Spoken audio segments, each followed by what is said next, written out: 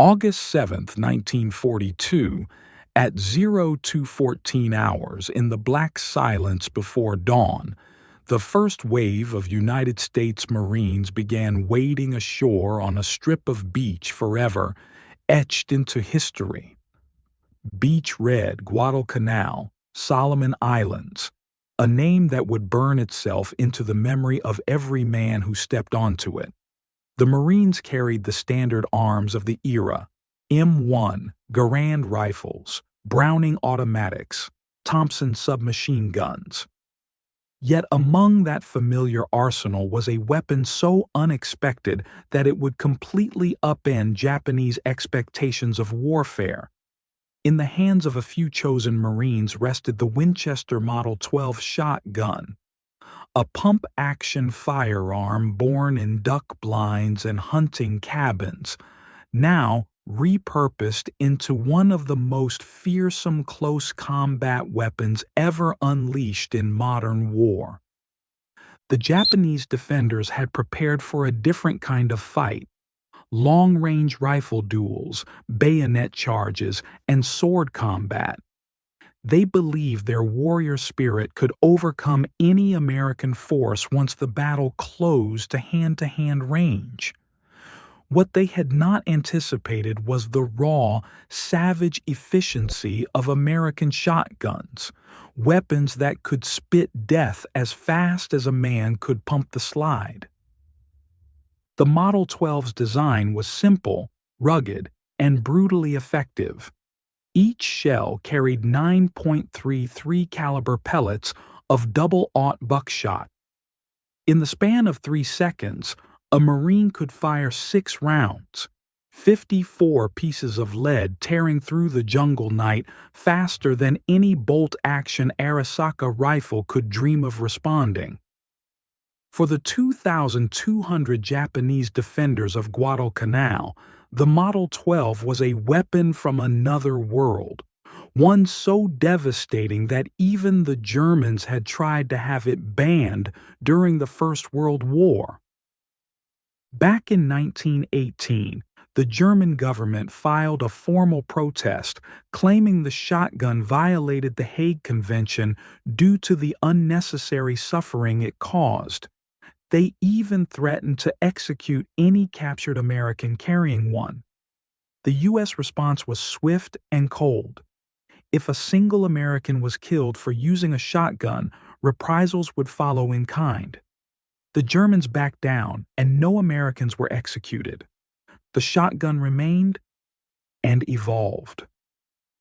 By the time the Second World War erupted, the Winchester Model 12 had been reborn as a weapon made for war. Shortened to a 20-inch barrel, fitted with a bayonet lug and a steel heat shield, it carried one feature that made it nearly mythical: the ability to slam fire. A Marine could simply hold the trigger down and pump, each motion sending another shell into the fray, turning the weapon into a handheld thunderstorm of firepower. For the Japanese, whose strategy relied on night attacks, close charges, and the assumption that Americans were weak in close combat, the Model 12 was the ultimate nightmare. Their manuals insisted that Western soldiers were fragile and overly dependent on long-range weapons. They trained for night infiltrations and stealth bayonet charges, believing sheer willpower could overcome bullets. But when that spiritual superiority met American buckshot on Guadalcanal, the illusion shattered. Just 2 weeks after the initial landing, the test came. The trial by fire came on August 21, 1942, during the Battle of the Tenaru River.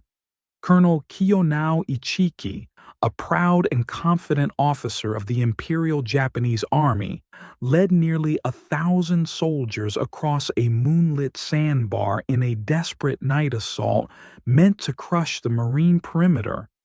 It was exactly the kind of close-quarters combat that Japanese doctrine glorified, where courage, steel, and spirit were believed to triumph over bullets. But waiting in the darkness were Marines armed not just with rifles and machine guns, but with a new kind of terror: shotgun-armed riflemen lying silent in the shadows. As Ichiki's men charged, the night erupted in chaos. Tracer fire carved through the blackness, machine guns and artillery tore the sand apart, and the roar of the Winchester Model 12 echoed like rolling thunder.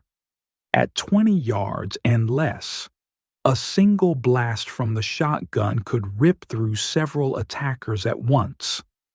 Those Marines who mastered the art of slam firing turned their weapons into handheld cannons, the sound of their guns blending into one continuous, guttural roar. When dawn broke, the sandbar was a slaughterhouse. Of the 916 Japanese soldiers who had begun the assault, nearly 800 lay dead. The few survivors stumbled back toward the jungle, leaving behind shattered weapons and disbelief. The Americans had not only held their line, they had rewritten the rules of close combat. The power of the shotgun extended beyond its raw lethality. Its psychological impact was immense. In the silent jungle, the metallic cha-chunk of a pump cycling through a fresh shell sent chills through enemy infiltrators. It became the sound of doom in the dark, a warning that an ambush or a counterattack was seconds away. On night patrols, the point man often carried a shotgun, his finger tense on the trigger, ready to unleash a devastating burst at the first flicker of movement. In perimeter defenses, Marines waited in near silence, their shotguns loaded and leveled.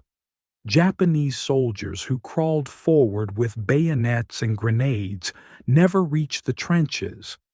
A single blast of buckshot turned each attempted infiltration into a fatal mistake. The weapon gave Marines a sense of control in the chaos, a confidence that even in darkness, they could dominate the field. Through 1943 and 1944, as the war spread across the Pacific, the shotgun's legend grew.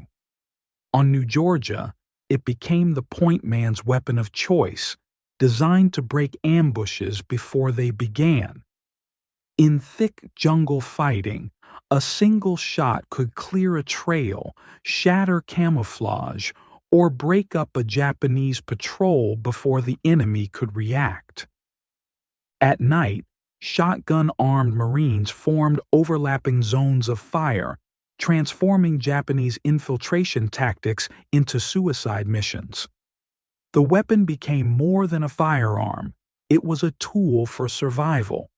Marines even used it to fire down overgrown trails or into dense vegetation where the enemy might be hiding, its pellets ripping through leaves and bamboo, striking unseen targets.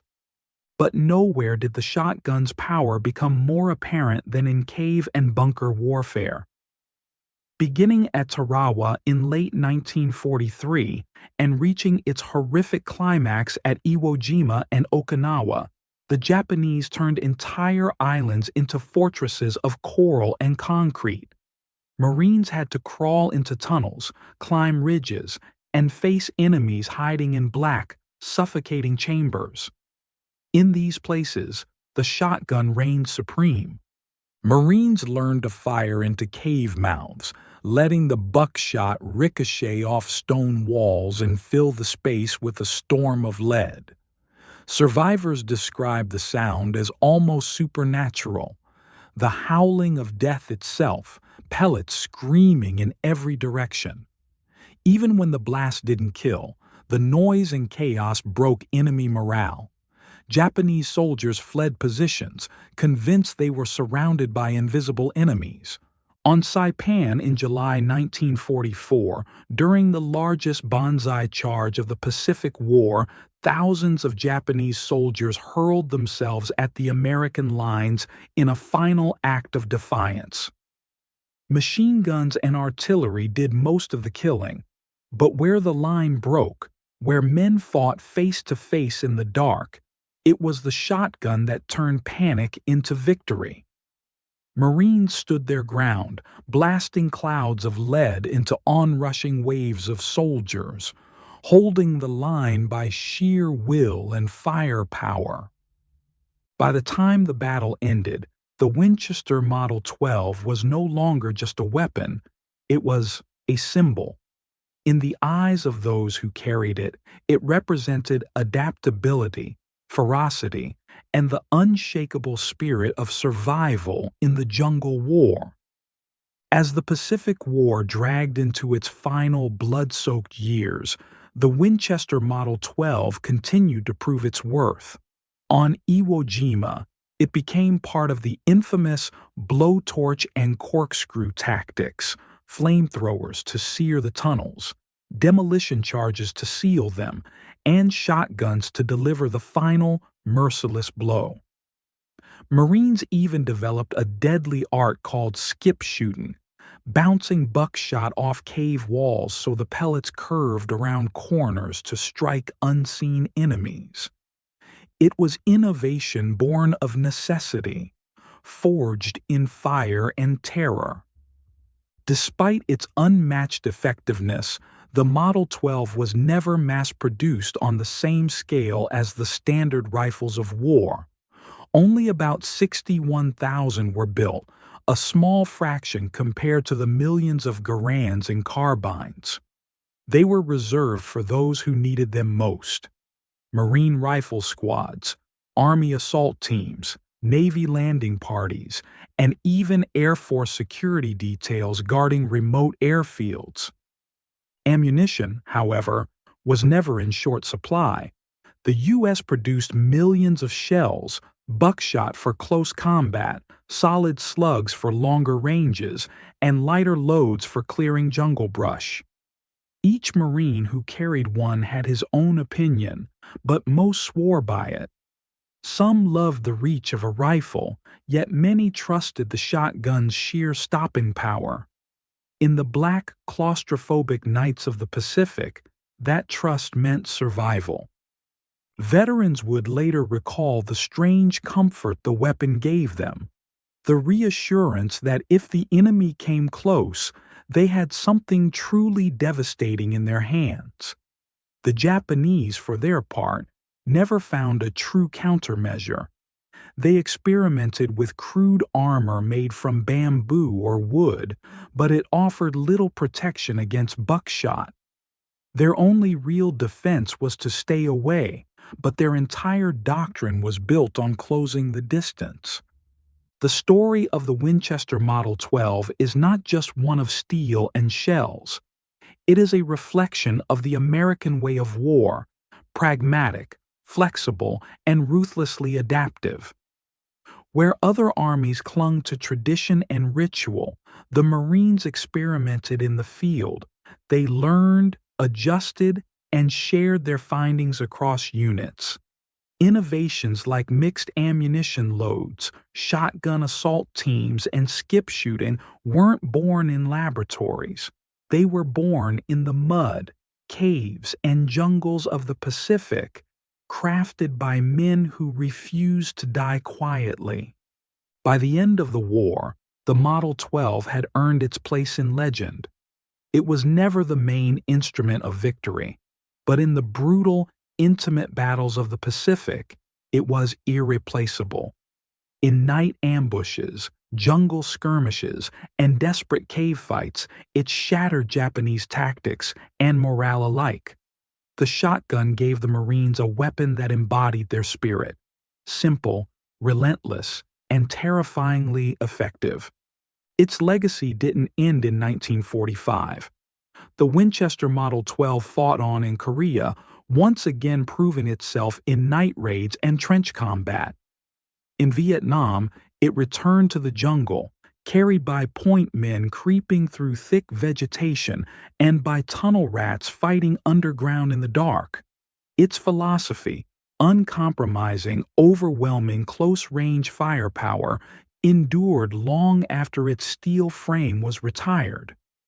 You can still see that same idea echoed in modern warfare, in the thundering burst of an A-10 Warthog, in the devastating barrages of an C-130 gunship, machines that dominate the battlefield through sheer, unrelenting firepower.